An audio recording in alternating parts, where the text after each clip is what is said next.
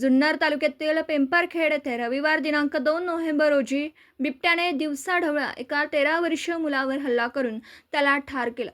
या गावात याआधीच्या 15 ते 20 दिवसात बिबट्याने 3 जणांवर हल्ला करून 3ही जणांना ठार केलं। त्यामुळे या भागातील लहान लहान मुलं, महिला, शेतकरी, कामाला जाणारे पुरुष वर्ग भयभीत झालेत। या बिबट्याच्या हल्ल्याच्या निषेधार्थ काल मंचर, पिंपरखेड, नारायणगाव या परिसरात रास्ता रोको आंदोलन केलं होतं। आज देखील जुन्नर तालुक्यातील सरपंचांनी एकत्र येऊन जुन्नर वन विभागाच्या कार्यालयावर येऊन आंदोलन केलं। समर्थ गावकरी न्यूज नेटवर्कसाठी प्रतिनिधी मंगेश पाटे, जुन्नर।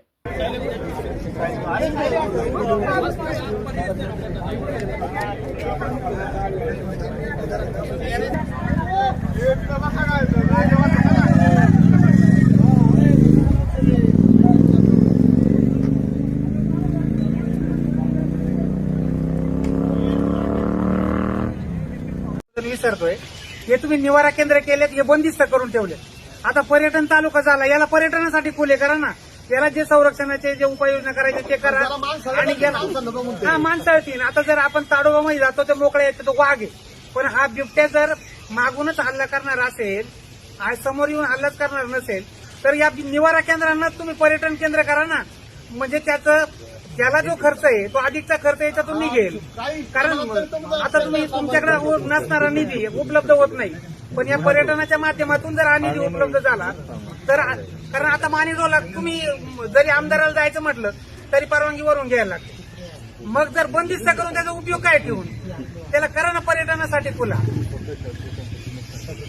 बंदिस्त करून हा एक विषय आहे, त्यांचा किती विश्वास ठेवायचा हा एक लक्षात ठेवा। नाही, तो तर महत्वाचाच आहे। मला आम्हाला परवा दिवशी सांगितलं तुम्ही साहेब, तुम्ही सांगितलं आता तिथं 65 बिबटे, आम्हाला सांगितलं परवा दिवशी तिथे 16 बिबटे।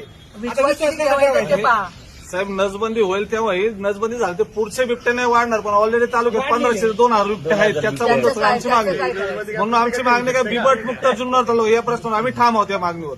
जुन्नर तालुक्याच्या सर्व सरपंच बंधू भगिनींच्या वतीनं या ठिकाणी जुन्नर उपवन संरक्षक अधिकारी कार्यालयाच्या प्रांगणामध्ये या ठिकाणी ठिय्या आंदोलनाच्या निमित्तानं उपस्थित तालुक्यातील सर्व सरपंच बंधू भगिनी, सर्व संघटनांचे पदाधिकारी, त्याचबरोबर आजी माजी पदाधिकारी, सामाजिक कार्यकर्ते, प्रशासकीय अधिकारी, पत्रकार मित्र, बंधू आणि भगिनींनो, खरं तर सरपंच म्हटलं की तो इथल्या पंचायत राज व्यवस्थेचा पाया आहे आणि त्या अर्थाने आम्ही सुद्धा तुमचाच एक म्हणजे पंचायत राज व्यवस्थेचा किंवा प्रशासकीय व्यवस्थेचा एक भाग आहोत।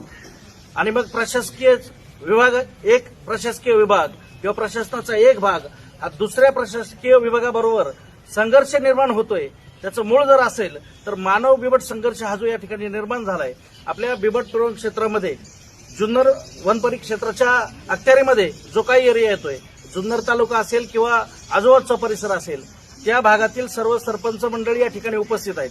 सरपंच म्हटलं की तो गावचा पालक असतो आणि जर कुटुंब प्रमुख म्हणून गावामध्ये गावच्या सर्व नागरिकांनी आम्हाला जबाबदारी आमच्यावर सोपवली असेल तर निश्चितपणे त्यांच्या संरक्षणाची जबाबदारी ही सरपंच किंवा कुटुंब प्रमुख म्हणून आमच्यावर येऊन पडते।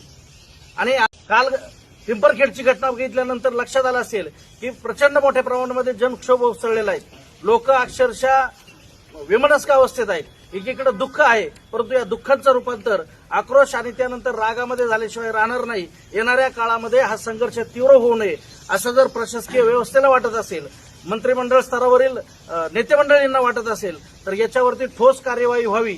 मागच्या महाराष्ट्राचे सर्वमान्य दैनिक समर्थ गावकरी अहमदनगर, पुणे, नाशिक, जळगाव, धुळे, नंदुरबार, सोलापूर, कोल्हापूर, सांगली, सातारा, मुंबई, ठाणे, पालघर, रत्नागिरी, रायगड, सिंधुदुर्ग, नांदेड, उस्मानाबाद, बीड, औरंगाबाद, नागपूर, गडचिरोली, भंडारा, गोंदिया, अकोला, यवतमाळ, बुलढाणा येथून एकाच वेळी प्रसिद्ध होणारे एकमेव दैनिक, सर्वसामान्य जनतेचे खुले व्यासपीठ।